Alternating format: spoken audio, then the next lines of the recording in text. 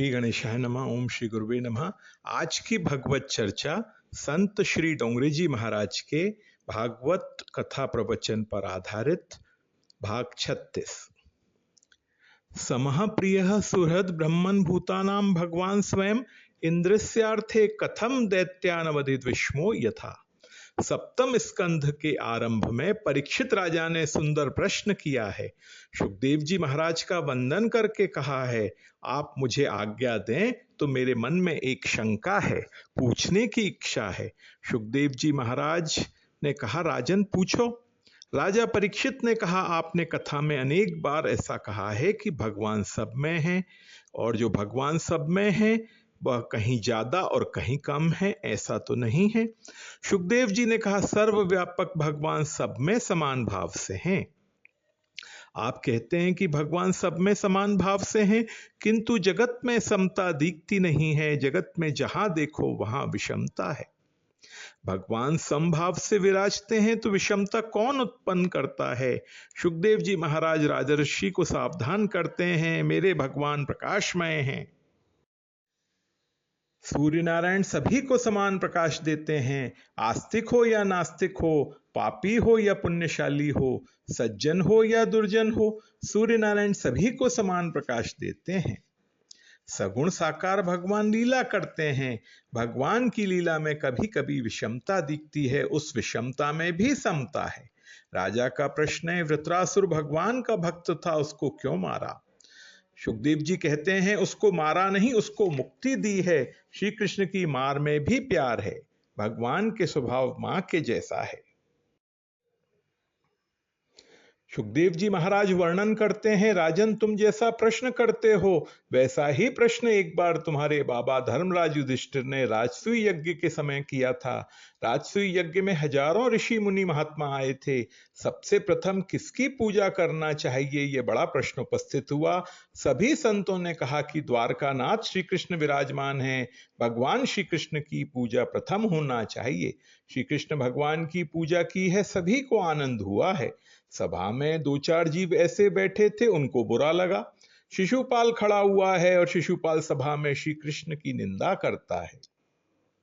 जिस सभा में प्रथम पूजा का मान मिला, उसी सभा में श्री कृष्ण का अपमान हुआ। श्री कृष्ण शांति से सहन करते हैं, शिशुपाल सभा में गाली देता है।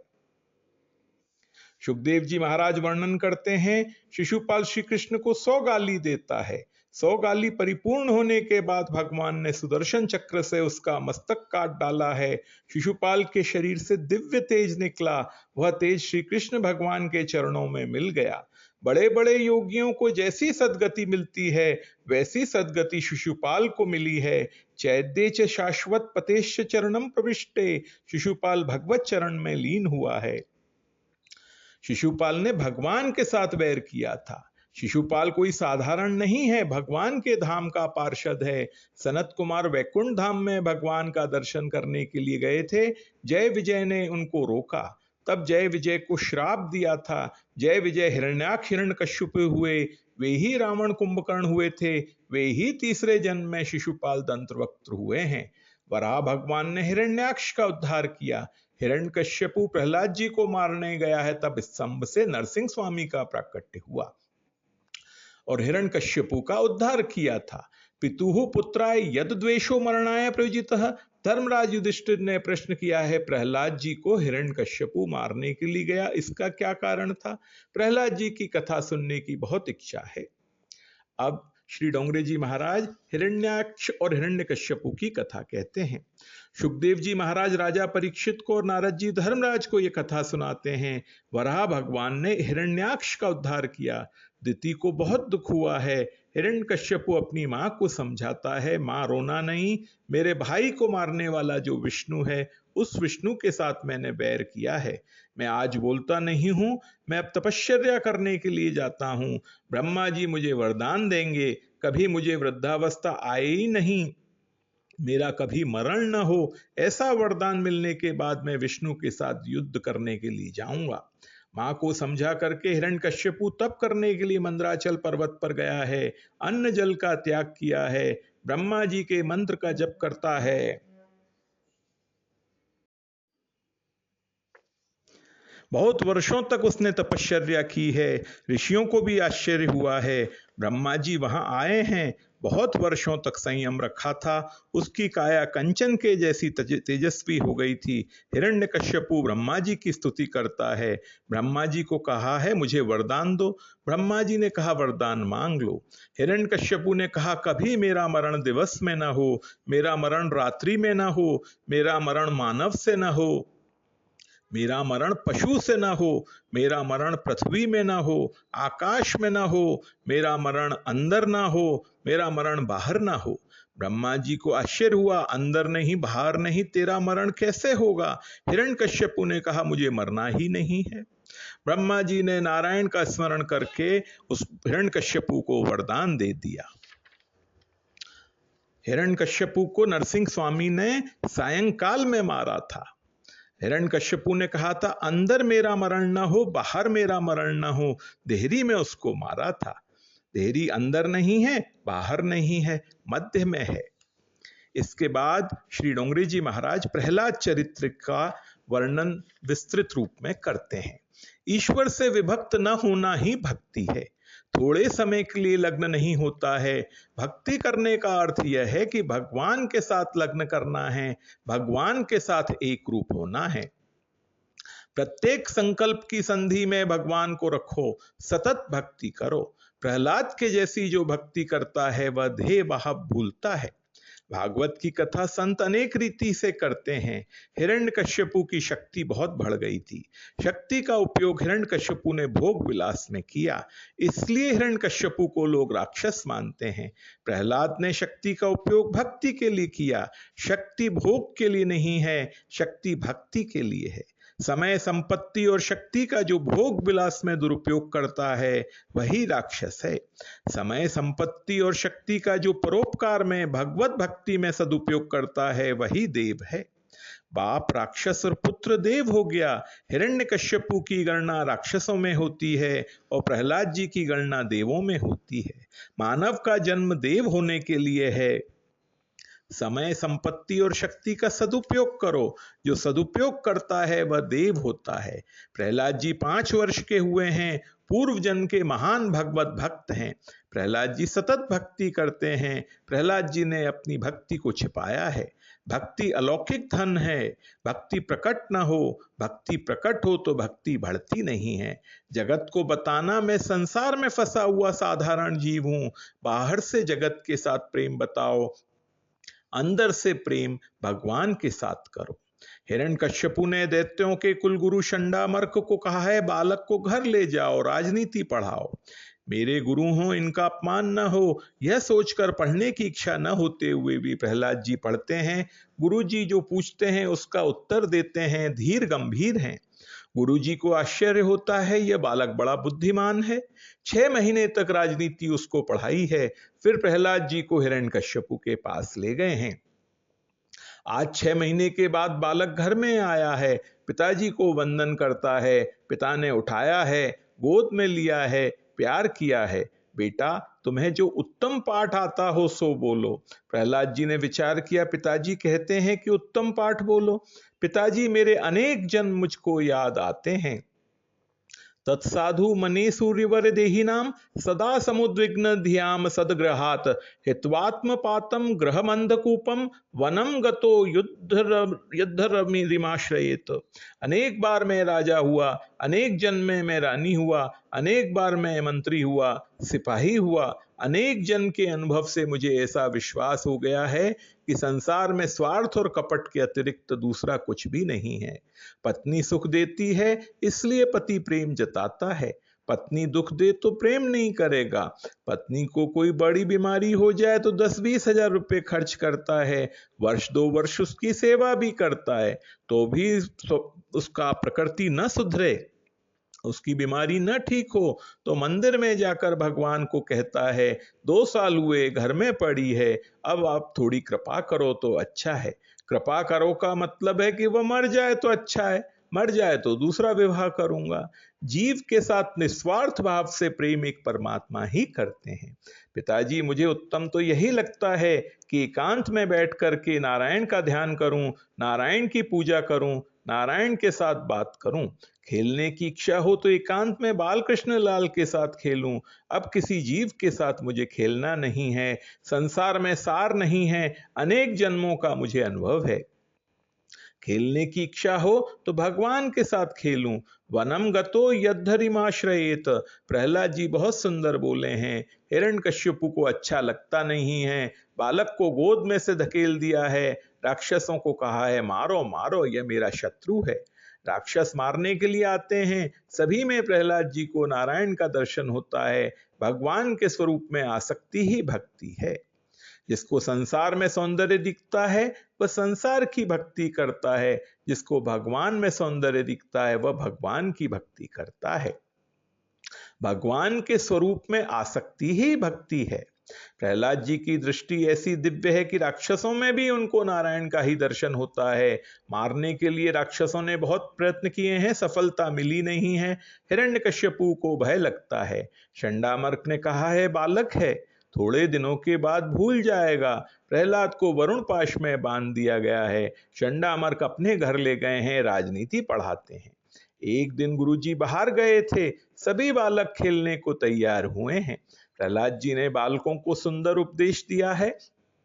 आज से ही मेरे भगवान की भक्ति करो। आप सभी ने देखा, मुझे मारने का बहुत प्रयत्न किया, किंतु मेरा बाल बांका हुआ नहीं। भगवान मेरे रक्षण करते हैं। मेरे प्रभु जल्दी प्रसन्न होते हैं। प्रेम से भगवान के नाम का कीर्तन करो, मेरे भगवान का दर्शन होगा।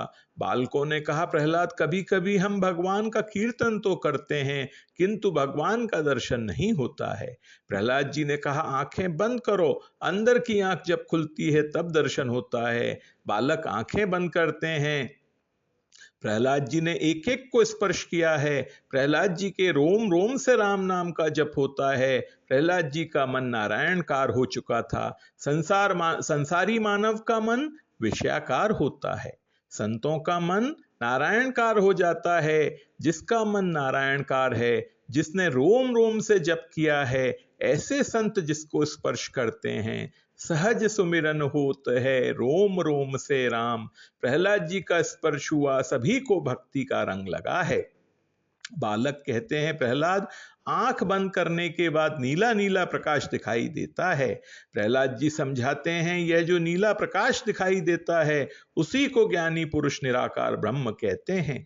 इस प्रकाश में आंख और मन को स्थिर करो और प्रेम से हरे कृष्ण कीर्तन करो तो मेरे श्री कृष्ण प्रकट हो जाएंगे।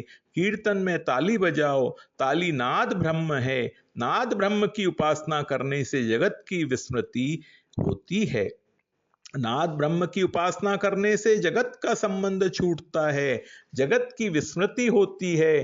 नाद ब्रह्म और नाम ब्रह्म जब एक होते हैं तब वहां परम ब्रह्म प्रकट होते हैं। बालकों को प्रहलाद जी समझाते हैं प्रेम से कीर्तन करो, भगवान का दर्शन होगा। कीर्तन में थोड़ा भी हृदय पिघल जाए, कीर्तन में थोड़ी तन्मयता हो, आनंद मिले तो समझना भगवान का दर्शन हुआ है। आनंद ही भगवान है। भगवान प्रत्यक्ष दर्शन देते नहीं हैं, इसका एक कारण है, भगवान का तेज सहन करने की मानव में शक्ति नहीं है।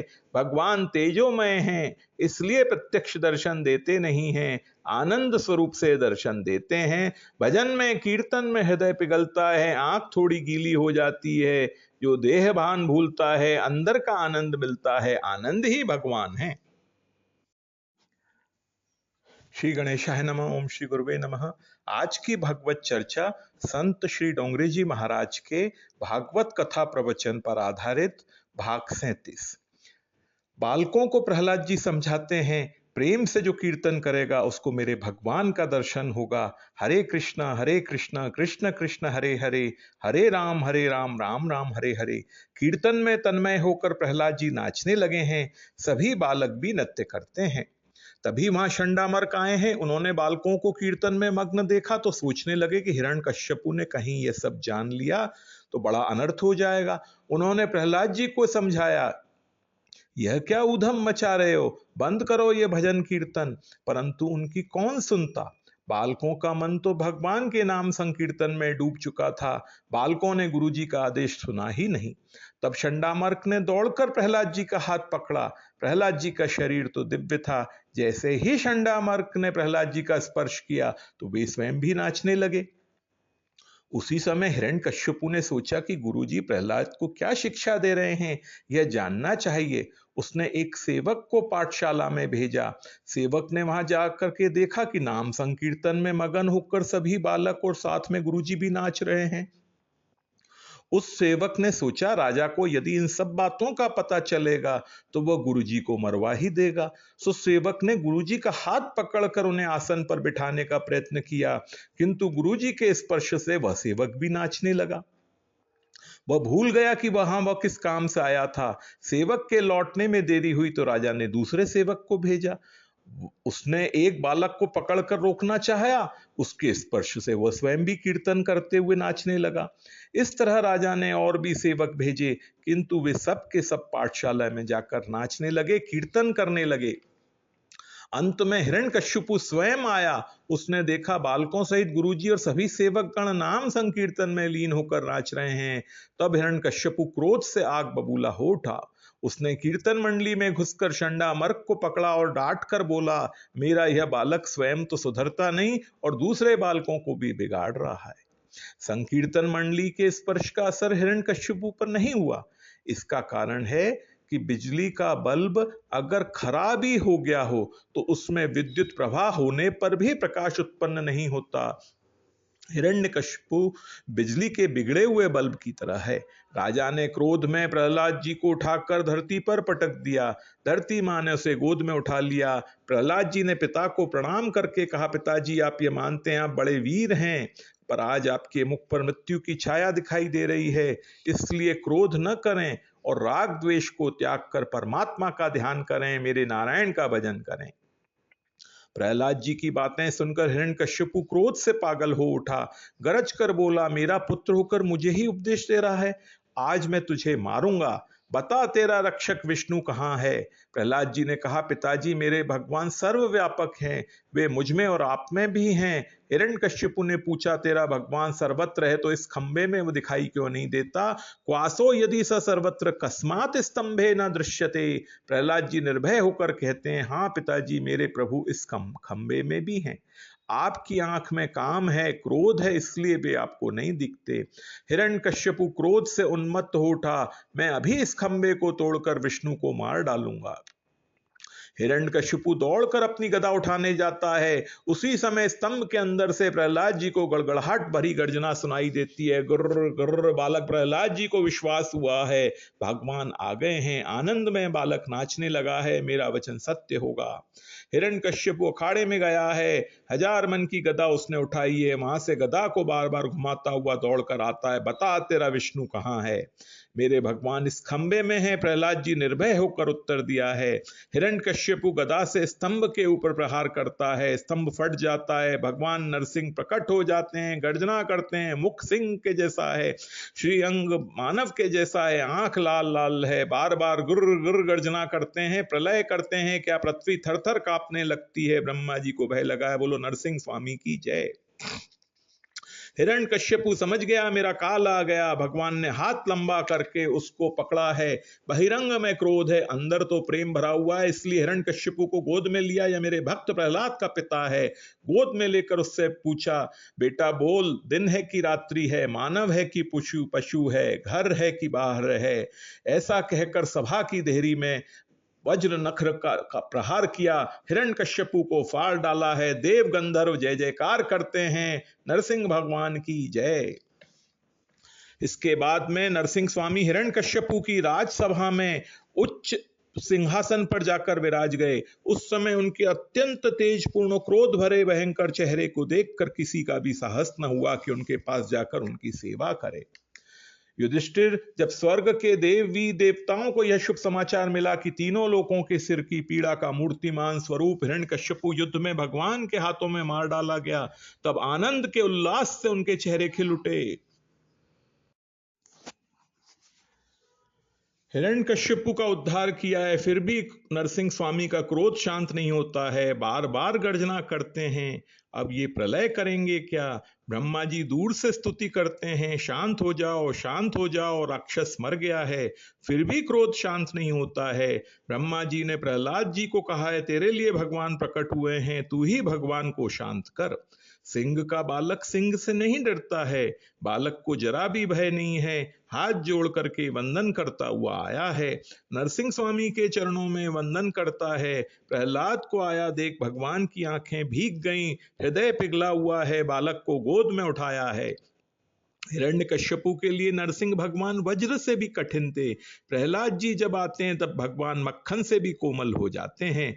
मेरा प्रहलाद आया है, प्रहलाद आया है, बालक को गोद में लेकर प्यार करते हैं, बार बार मुख को निहारते हैं, सिर के ऊपर हाथ फेरते हैं। मेरा बालक बड़ा कोमल है।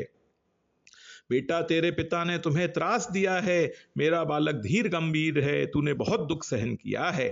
आज तेरी कोमल काया को देखकर मुझे ऐसा लगता है मुझे आने में बहुत विलंब हो गया, मेरे बालक को बहुत सहन करना पड़ा। प्रहलाद की भक्ति ऐसी है कि विलंब के लिए भगवान क्षमा मांगते हैं, विलंब के लिए मैं क्षमा मांगता हूँ। प्रहलाद जी बारंबार वंदन करते हैं, आप मेरे स्वामी हो, मैं आपका सेवक हूँ, मैंने जरा भी दुख सहन किया नहीं है, मैं तो आपके दर्शन, आपके नाम के आनंद में मगन रहता हूं, मैंने जरा भी दुख सहन नहीं किया है। भक्त और भगवान दोनों एक हुए हैं। तब नरसिंह स्वामी का क्रोध शांत हुआ। ब्रह्मादिक देव नरसिंह भगवान की पूजा करते हैं, आरती करते हैं। बाल भक्त प्रहलाद जी का वचन सत्य करने के लिए संसार में सर्वत्र मेरी ही सत्ता है, जगत को यह समझाने के लिए स्तंभ से नरसिंह भगवान प्रकट हुए हैं। सब में भगवान मिले हुए हैं, ऐसा जिसको अनुभव होता है उसको पाप करने की जगह मिलती ही नहीं है। मानव जब पाप करता है तब ऐसा समझता है कि यहां भगवान नहीं है, भगवान तो मंदिर में ही बैठे हैं। राजा राजमहल में रहता है लेकिन राज सत्ता उसके राज्य के अणु परमाणु में मिली हुई है। राज सत्ता निराकार है, राजा साकार है। राज सत्ता को जिस प्रकार मानते हो उसी प्रकार परमात्मा की सत्ता सर्वत्र है, ऐसा अनुभव करो। व्यवहार जिसका शुद्ध है उसी को भक्ति में आनंद आता है। मानव भक्ति करता है किंतु उसको भक्ति में आनंद नहीं आता, इसलिए भक्ति छोड़ता है। अब भक्ति में आनंद आए तो मानव भक्ति नहीं छोड़ेगा। भक्ति, भगवान की भक्ति करने पर भी आनंद क्यों नहीं मिलता है? मानव भगवान की भक्ति धन से करता है, मानव भगवान की भक्ति तन से करता है। मन से भक्ति करे तो आनंद मिले। मन से भक्ति करने का अर्थ यह है कि मन भगवान को स्पर्श करे। मन जब तक भगवान को स्पर्श नहीं करता तब तक भक्ति बराबर नहीं होती। इसके बाद संत श्री डोंगरे जी महाराज चर्चा करते हैं, आपको भगवान संपत्ति दें, आपको भगवान सुख दें तो सुख में, संपत्ति में भगवान को याद करो, भगवान का उपकार मानो। भगवान ने मुझे बहुत सुख दिया है, मैं इस लायक नहीं हूं। आंखें बंद करो और थोड़ी अंदर दृष्टि करो, मैं कैसा हूं, मेरा मन कैसा है, मेरी आंख कैसी है, आज तक मैंने पाप कितना किया है। थोड़ा विचार करो तो अंदर से आवाज आएगी, मैंने पाप बहुत किया है, मैंने आंख से, जीभ से, मन से बहुत पाप किया है, तो भी मैं बहुत सुखी हूं। मानव लायक नहीं है तो भी मानव को भगवान धन देते हैं, मान देते हैं, सुख देते हैं। भगवान की कृपा से मैं सुखी हूं। सुख में भगवान का उपकार मानो, सुख में भगवान को साथ में रखो। जो सुख भोगता है वह दुखी होता है, जो भगवान को साथ में रखता हुआ सुख भोगता है वह दुखी नहीं होता। सुख मिले तो भगवान को साथ में रखो, भगवान ने बहुत सुख दिया है, प्रभु के अनंत उपकार हैं। सुख में भगवान की स्तुति करो, आपके जीवन में कोई बड़ा दुख का प्रसंग आएगा ही नहीं। इसके बाद श्री डोंगरे जी महाराज चर्चा करते हैं, कैसा भी दुख का प्रसंग आए भगवान का उपकार मानो, प्रभु का वंदन करो, प्रभु की प्रशंसा करो, प्रेम से भगवान के नाम का कीर्तन करो। मेरे प्रभु ने जो किया है इसी में मेरा कल्याण है। भगवान आपको ऐसी शक्ति देंगे, दुख का असर मन के ऊपर नहीं होगा। भगवान जिसकी सजा करते हैं गुप्त रूप से उसका रक्षण भी करते हैं, इसीलिए दुख में भी भगवान का उपकार मानो। प्रहलाद जी नरसिंह भगवान की स्तुति करते हैं, जो बालक माँ की गोद में है उसको जरा भी भय नहीं लगता। जरा जगत में कुछ भी होता रहे, जो माँ की गोद में है वह निर्भय होता है। आज भगवान ने मुझे गोद में लिया है, मेरे मस्तक के ऊपर हाथ रखा है, आज मैं कृतार्थ हूँ। आज मुझे ऐसा लगता है भगवान को प्रसन्न करने के लिए पैसा कमाने की जरूरत नहीं है। बहुत पैसा कमाए और मंदिर में बहुत भेंट धरे तो क्या भगवान प्रसन्न हो जाते हैं? भगवान तो लक्ष्मी के पति हैं। पैसे से आप किसी गरीब को प्रसन्न कर सकते हो, पैसे से कोई भगवान को प्रसन्न नहीं कर सकता। मंदिर में 1,000-500 रुपए रखो तो भगवान प्रसन्न हुए कि नहीं खबर नहीं पड़ती है, पर पुजारी जी महाराज प्रसन्न हो जाते हैं। भगवान धन नहीं प्रेम चाहते हैं। इसके बाद संत श्री डोंगरे जी महाराज चर्चा करते हैं, भगवान की सभी लीलाएं दिव्य हैं। मानव जिस प्रकार फूल से सुगंध को खींच लेता है, भगवान को जो आप अर्पण करते हो उससे भगवान दिव्य रस को खींच लेते हैं। आप जिस प्रकार सुगंध को खींच लेते हैं, भगवान को जो भोग लगाया जाता है उससे दिव्य रस को भगवान खींच लेते हैं। भगवान दो प्रकार से भोजन करते हैं। जहां साधारण प्रेम है वहां भगवान रस रूप से भोजन करते हैं। जहां अतिशय प्रेम है वहां भगवान प्रत्यक्ष भोजन करते हैं। शबरी माँ श्री राम जी के हाथ में फल देती हैं। राम जी देखते ही नहीं माँ क्या दे रही हैं। श्री राम तो शबरी माँ का प्रसन्न देखकर प्रसन्न होते हैं। भगवान खाते हैं वहां रस रूप से नहीं, प्रत्यक्ष रूप से खाते हैं। शबरी माँ का ऐसा प्रेम था। जहां अतिशय प्रेम है वहां भगवान प्रत्यक्ष खाते हैं। जहां साधारण प्रेम है वहां भगवान रस रूप से खाते हैं। भगवान रसमय हैं। जिस प्रकार आप फूल से सुगंध को खींच लेते हैं, वैसे ही भगवान भोग लगाने के बाद उस सामग्री से दिव्य रस को खींच लेते हैं। भगवान रस भोगी हैं। जहां कम प्रेम है वहां भगवान रस रूप से भोजन करते हैं। जहां अतिशय प्रेम है वहां भगवान प्रत्यक्ष भोजन करते हैं। सुदाम देव 2 मुट्ठी चिवड़ा लेके गए थे, वहां रस रूप से नहीं प्रत्यक्ष भोजन किया है। भगवान को बहुत स्वाद आया है। शबरी माँ के फल भगवान प्रत्यक्ष खाते हैं। जहां अतिशय प्रेम है वहां भगवान प्रत्यक्ष भोजन करते हैं। इसके बाद संत श्री डोंगरे जी महाराज चर्चा करते हैं, जीभ से जप करो, मन से स्मरण करो। परमात्मा को प्रसन्न करने के 2 साधन हैं, सेवा और स्मरण। पूजा करनी ही चाहिए, प्रत्येक जीव का धर्म है। भगवान की पूजा किए बिना अन्न जल नहीं ग्रहण करना चाहिए। इसके बाद संत श्री डोंगरे जी महाराज चर्चा करते हैं, मूर्ति में चेतन परमात्मा का दर्शन करो, मूर्ति में आंख और मन को स्थिर करो, मूर्ति का ध्यान करो तो भी कल्याण है। तेजोमय परमात्मा का ध्यान करना सरल नहीं है, बड़ा कठिन है। भगवत स्वरूप का मूर्ति में ध्यान करो। निराकार ब्रह्म जो बिखरा हुआ है वह आसक्ति का विनाश नहीं करता है, आसक्ति का विनाश साकार ब्रह्म श्री कृष्ण श्री राम करते हैं। मूर्ति में भगवान का दर्शन करो, मूर्ति में आंख और मन फंस जाए।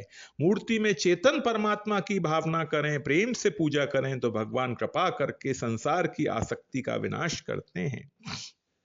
मानव भगवान को सब कुछ अर्पण कर दे, पर भगवान देखते नहीं वह मुझे क्या देता है। भगवान देखते हैं वह कैसे भाव से देता है, उसके हृदय में मेरे लिए कैसा भाव है। भगवान को मालिक मानो और सेवक बन करके पूजा करो। जीव जब भगवान का दास बनता है तभी माया के बंधन से छूटता है।